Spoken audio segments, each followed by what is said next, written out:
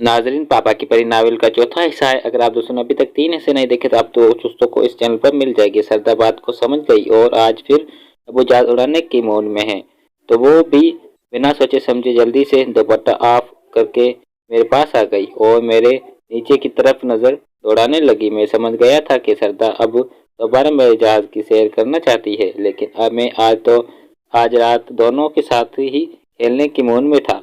मेरा जहाज बड़ा था ये, लेकिन इतना अरसे से उस पर कोई मैसेंजर नहीं बैठा था, इसलिए वो अब ज्यादा ताकतवर और मलचना था। सरदा मेरे सामने खड़ी थी और मैं बिस्तर पर था। वो झुक झुक कर जहाज को देखने की कोशिश कर रही थी। मैंने जानता था कि वो बहुत मचल रही है, क्योंकि उसने पहले कभी सवारी नहीं की थी। कल पहली बार सवारी करने के बाद उसका आज दोबारा चूड़ा झूलने का खाने का दिल चाहता था। क्या तलाश कर रही हो मेरी प्यारी बेटी? सरदा की तरफ देखकर कहा। वो शर्माने लगी और बोली, अब जानते हैं कि अब्बा मैं क्या तलाश कर रही हूँ, फिर भी आप जानबूझकर मुझे तड़पा रहे हैं। सरदा मेरे पास आई, बैठी और अपना दुपट्टा उतारकर साइड पर रख दिया। नहीं, तुम मुझे खुद बता, तुम क्या तलाश कर रही हो? मैंने कहा। मेरी नजर सरदा की घुटनों पर थी। वो मेरा पेन गुम हो गया है, बस वही तलाश कर रही हूँ। मेरे ख्याल से आपके पास है, सरदा कहा और फिर अपना पेन हाथ में इधर से मेरी पेन पर रख दिया और उसे खींचने लगी। इसकी खींचने की देर थी कि पेन लंबा हो गया था। मेरी बेटी बहुत ज्यादा मचल रही है, मैं कहा और सरदा को खींचकर बेड पर गिरा दिया और मेरे पेन की लंबाई काफी लंबी हो गई। मैंने अभी तक आधा पेन इस्तेमाल किया था। सरदा मेरी बेटी थी, इसलिए मैंने हाथ हल्का रखा था, लेकिन आखिर कब तक मैं ऐसा करता? मेरा सब्र जवाब देने लगा। सरदा ने जब मेरी खुद पेन को पकड़कर अपनी किताब के आखिरी कोने पर जाकर कोशिश करने लगी और आखिर में से सब्र ना हुआ, मैंने तेजी और आखिरी हद तक पेन का इस्तेमाल करने का आगाज कर दिया था। सरदा चीख पड़ी। मैंने उसे चिल्लाने से नहीं रोका, क्योंकि घर में कोई नहीं था। सरदा दर्द के मारे सांस नहीं ले पा रही थी। अब्बा, आज तो आपने जहाज बहुत तेजी से उड़ा दिया, मेरी जमीन जख्मी हो गई। सरदा मुश्किल से उठकर बैठी हुई और बोली, सॉरी बेटा, मुझसे रहा नहीं गया। मैंने कहा, मेरा जहाज अब भी परवाज पर था, मुझे जहाज उतारने के लिए जमीन की जरूरी थी। मैं दोबारा सरदा को देखने लगा, लेकिन वो ठीक नहीं लग रही थी। ये नाजिया कहाँ पर है? तुम्हारे कमरे में है क्या? मुझे अचानक नाजिया की याद आने लगी। वो भी सरदा की हम उम्र थी और मुझे राहत अच्छी से दे सकती थी। वो अपने बॉयफ्रेंड के साथ कॉल पर बात कर रही थी, इसलिए मैं आपके पास आई थी। इसने अपनी कश्ती पर हाथ रख के कहा। इसे दर्द हो रहा था। अच्छा, तुम ऐसा करो, ये क्रीम लगाकर लेट जाओ, कुछ देर में सुकुरी आ जाएगी। मैं सरदा को अपने कमरे में छोड़कर नाजिया के पास जाता था। मुझे मालूम नहीं था कि वो किस किस्म की लड़की है, मेरे साथ खेलने को राजी हो गई या नहीं। सरदा ने तो क्या किया था, अब पता नहीं उसके क्या मर्जी होगी। सरदा को अपने कमरे में छोड़कर मैं नाजिया के कमरे में आ गया। आवाज बुलंद था और मेरे कमरे से कोई भी शोर शराबा नहीं हो रहा था। मैंने हल्के से दरवाजा को खोल दिया। सामने नाजिया बिस्तर पर लेटी थी। उसकी देखकर मेरा मुंह हैरत से खुला रह गया। नाजिया अपने हाथ से अपनी हवाटी उड़ा के तेजी से खुद ही गुजार रही थी। उसका हुआ अड्डा सफेद था। मेरे तो होश ही उड़ गए, लेकिन मेरी नजर वहीं पर थी।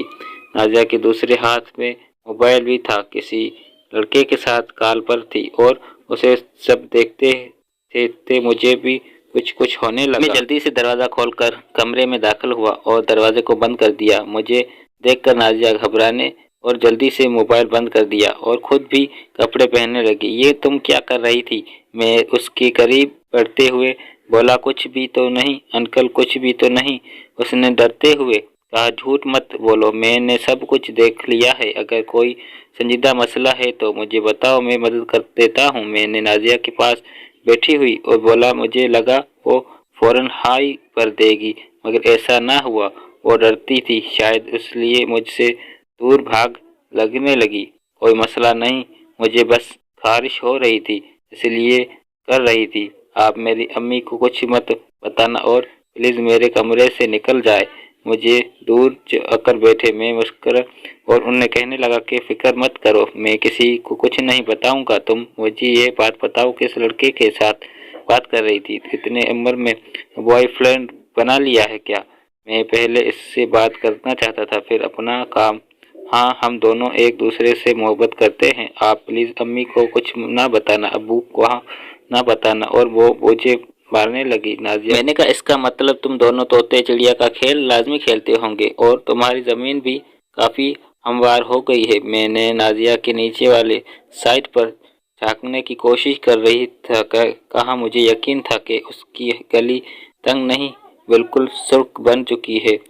उन्हें ऐसा कुछ नहीं है, मैं तो यही गली थी। आप प्लीज यहाँ से चले जाएं, मुझे तंग मत करें। मेरी जिंदगी है, मैं जो चाहूँ वो कर सकती हूँ, इसलिए आपको कोई मतलब नहीं। नाजिया ने गुस्से से कहा। वो बहुत तेज लड़की थी, मैं समझ रहा था। मैं भी कहाँ अब पीछे हटने वाला था, इसलिए उसको डराने लगा और बोला, तुम्हारी जिंदगी क्यों ऐसी तैसी, मुझे चेक करने दो। तुमने किस हद तक खुद की कोशिश कर बर्बाद कर दी है। मैंने इतना कहा और फिर नाजिया को जबरदस्ती पकड़ लिया और उसको कमर पर बैठा दिया। नाजिया, अब चलो जल्दी से, मुझे भी तो खुश कर दो। मैं भी कब से बेचैन हूँ, तुम भी बेचैन हो और मैं भी तो क्यों नहीं, मैं इंतहाई था। नाजिया ने मुझे देखा अपने करीब से हटा दिया और कहने लगी, बूढ़े अपनी उम्र देख और अपनी हरकतों को। मैं जवान और खूबसूरत लड़की हूँ, तुम्हारे जैसी बूढ़ी के करीब आकर मैं क्या करूँगी? जहाँ से नाजिया के नखरे भी ज्यादा थे और वो खुद भी बहुत तेज थी, इसे हासिल करना बहुत मुश्किल था। मैं भी कहाँ हार मानने वाला था। मैंने उसे धमकी दी और कहने लगा कि अगर तुमने मेरे साथ कपा कपना किया तो मैं तुम्हारी माँ को सब बता दूंगा। तुम क्या करती हो अपने बॉयफ्रेंड के साथ, फिर देखना तुम किसी बतड़े के साथ ही है ब्याह देगी। मेरी धमकी सुनकर वो हंस पड़ी। मुझे लगता था वो घबरा जाएगी। तुम मेरे सच बताओगे तो मैं भी तुम्हारा सच बता दूंगी कि तुम सदा अपनी बेटी के साथ क्या कपाकप कर रहे थे। फिर सोच लो, तुम पर लानत भेजेगी। नाजिया मेरा सच जान चुकी थी, मुझे मजबूरन खामोश रहना पड़ा। मैं सरदार के भी कमरे में आए और अब्बू घर वापस आ गए। मैं उसके कहाँ बिस्तर पर लेट गई और उसे डर था, इसी वजह से मैं अपने कमरे में चला गया। मुझे हैरत हुई कि वो आज 2 बजे घर वापस आ गई क्यों। मैं कमरे में आई और देखा वो गुस्से में थे। वो समझ गया था